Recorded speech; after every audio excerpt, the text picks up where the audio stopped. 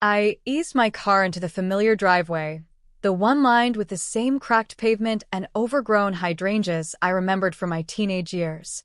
The late afternoon sun dipped low, washing the house in amber light, and for a split second, nostalgia softened the edges of every memory. I wasn't supposed to be here yet. My parents thought I'd be out of town until tomorrow. But the client dinner ended early, and I'd missed the smell of home. I cut the engine and noticed the living room curtains swaying. Strange.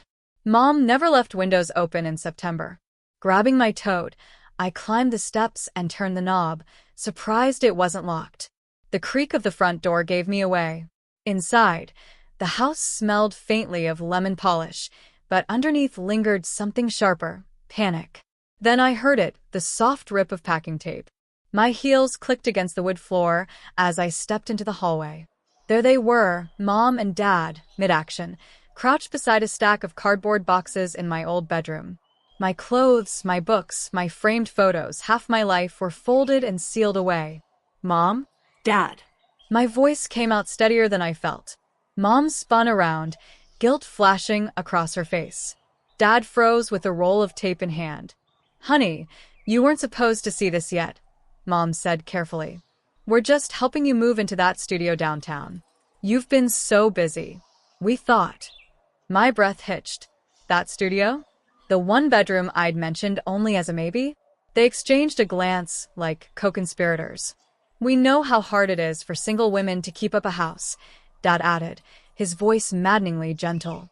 This way, it's easier for you. Easier for me? My pulse pounded.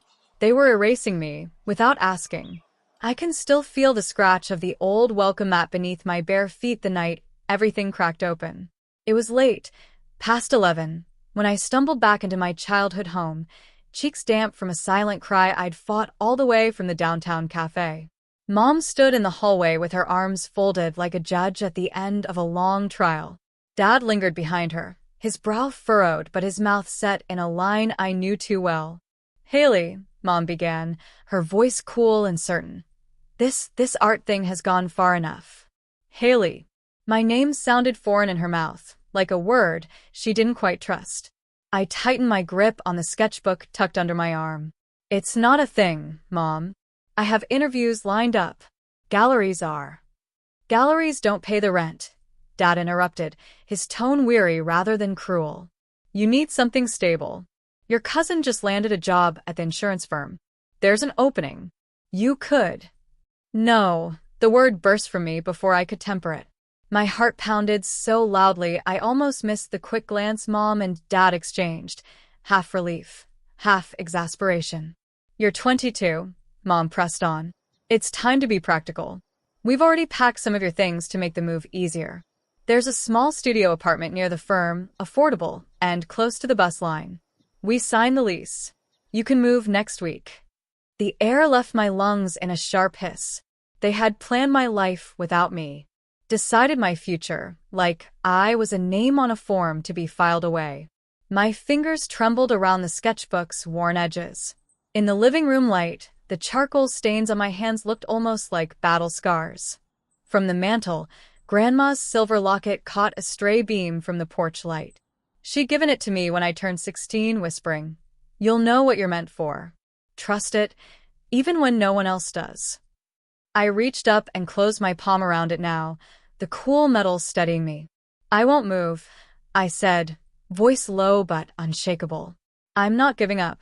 Mom's lips parted, perhaps to argue, but I'd already turned. The front door's knob felt icy as I twisted it and stepped into the night.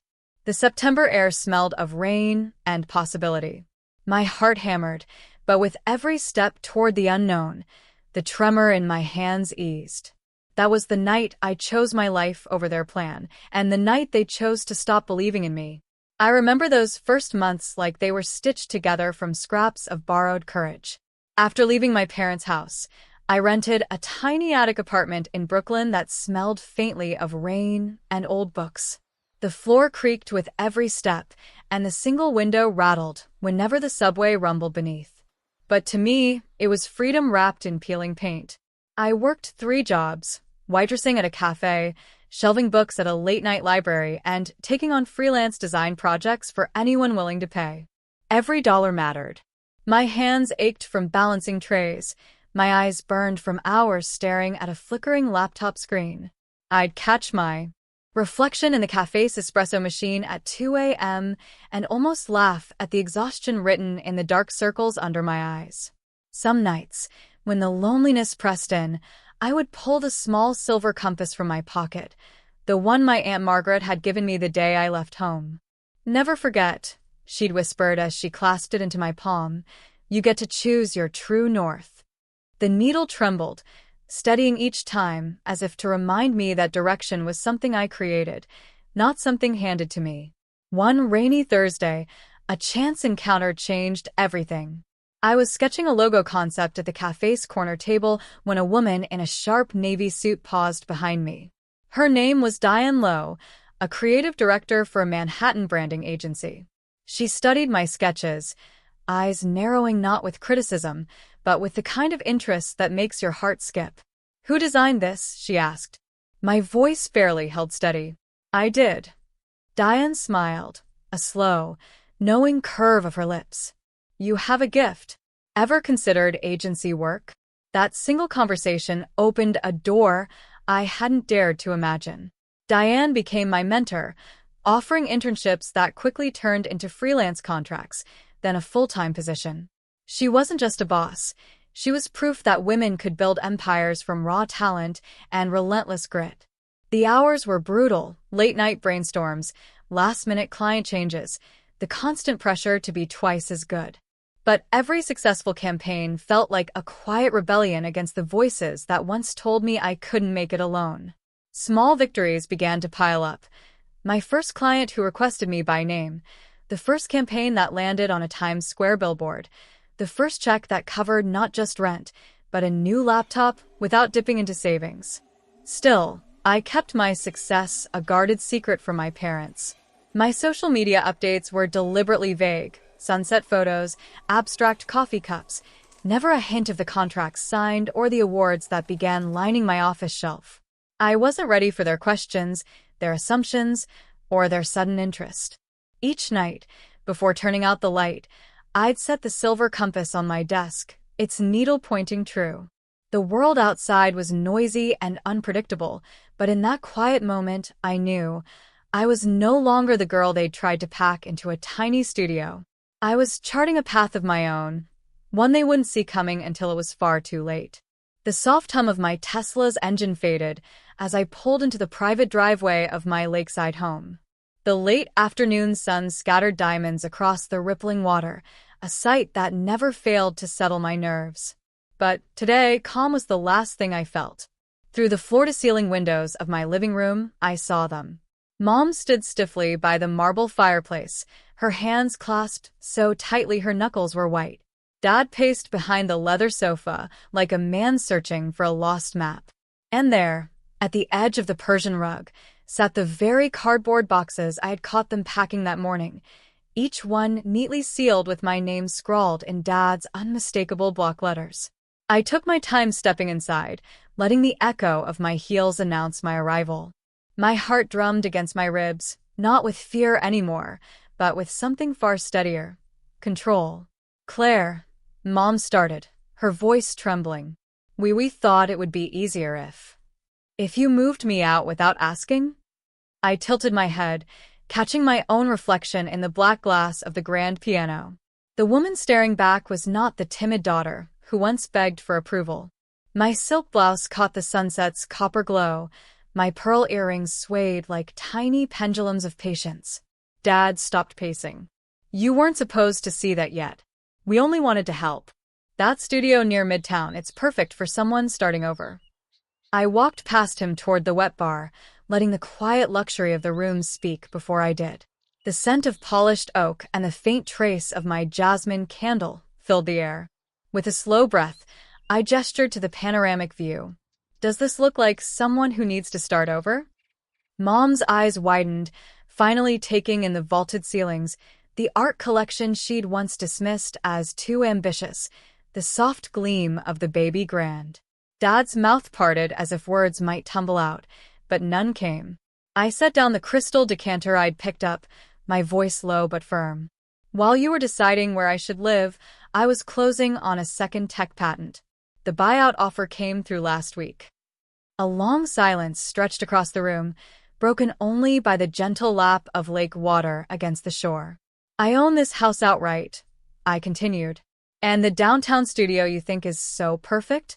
I bought the entire building 6 months ago. That tiny apartment you wanted to ship me to, it's mine. Every single unit. Mom covered her mouth. Dad blinked hard, as if the truth might rearrange itself if he stared long enough. You've been hiding all this? Mom whispered. I met her gaze, not unkindly. I wasn't hiding. I was building, quietly, because I knew you wouldn't believe in the version of me that doesn't need rescuing. Dad's shoulders sagged. Claire, we thought you were barely getting by. You never said.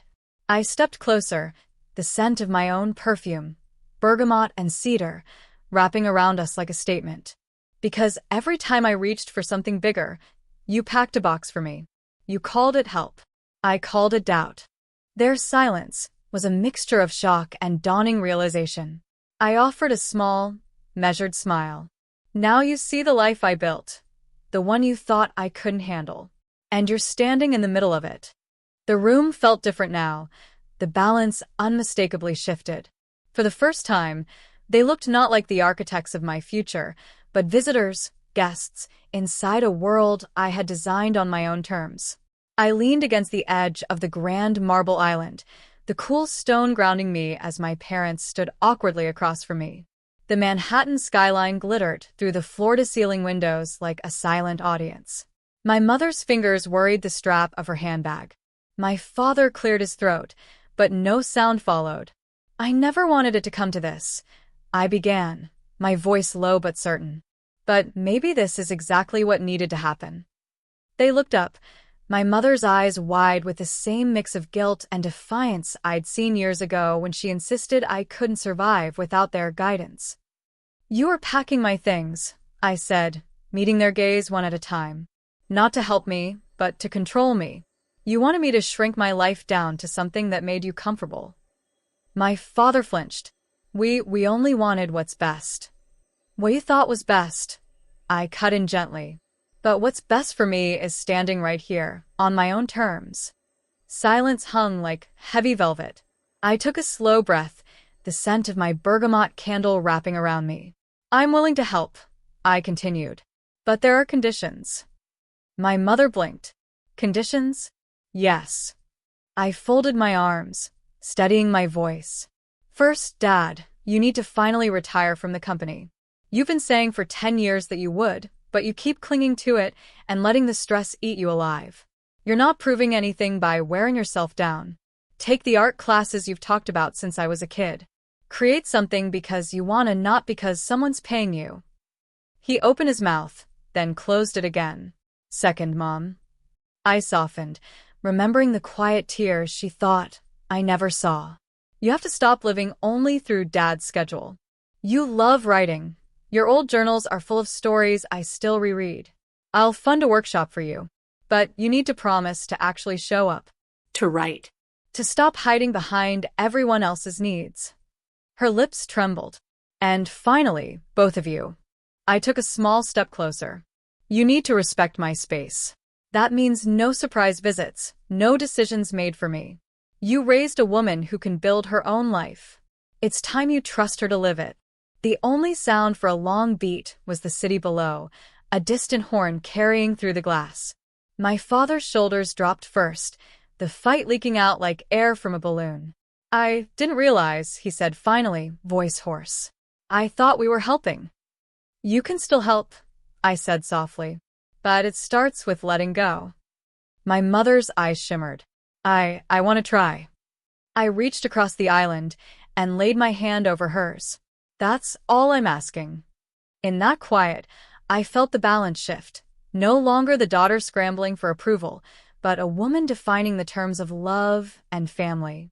I stood on the back porch that evening, the sky washed in shades of lavender and peach, a soft September breeze lifting the loose strands of my hair.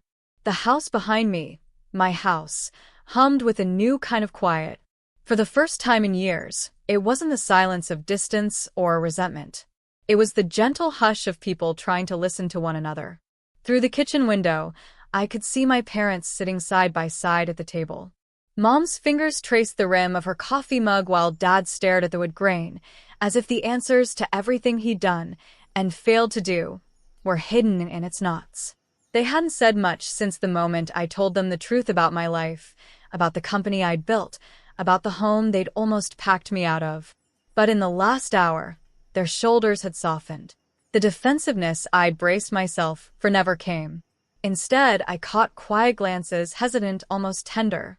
Earlier, my mother had placed something on the counter before retreating to the table, a silver charm bracelet I hadn't seen in a decade. A tiny lighthouse dangled among the charms, its surface worn smooth. My grandmother gave it to me the night I left for college, whispering, "When the waters get rough, find your own light. You don't need theirs to guide you." I reached for it now, the metal cool against my skin. It wasn't about proving them wrong anymore.